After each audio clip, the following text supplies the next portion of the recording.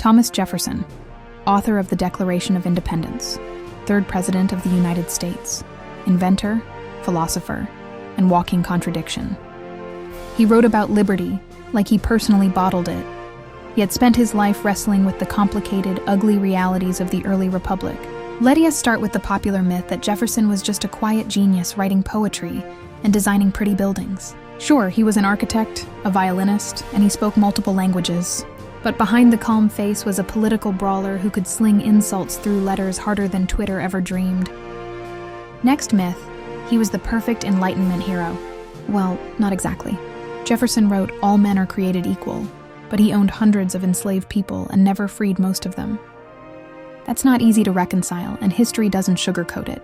His personal life and his philosophies lived in two different zip codes. Another myth claims he invented macaroni and cheese. Hate to ruin dinner? But he didn't invent it. He just brought the recipe back from France. And America fell in love with cheesy noodles. So if anything, he's responsible for your late-night carb binges. Speaking of France, Jefferson developed a taste for expensive imports while serving as ambassador. Fine wine, fancy furniture. The man had a shopping addiction that could have fueled a small colony. Meanwhile, his personal finances were a dumpster fire. He died deeply in debt, which means some things really haven't changed in America. Politically, Jefferson championed small government and farmers, then negotiated the Louisiana Purchase, doubling the size of the country using presidential power he claimed to hate. Philosophy is cute until lands on sale. He also founded the University of Virginia, with the radical idea that education should create free thinkers, not obedient subjects.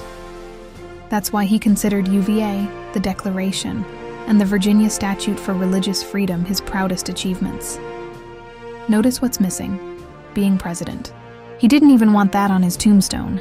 And no, Jefferson didn't write the Constitution. He was overseas at the time. But he read it like a hawk and insisted on a Bill of Rights to keep government honest. Jefferson was brilliant, imperfect, charming, and deeply tangled in the very problems he tried to solve. The truth isn't clean, but it's real. And that's what makes him worth studying. If you enjoyed this trip down the rabbit hole, don't forget to like, share, and subscribe to Smart History for Dumb Times. And if you feel like fueling more historical deep dives, the link to buy me a coffee is in my bio.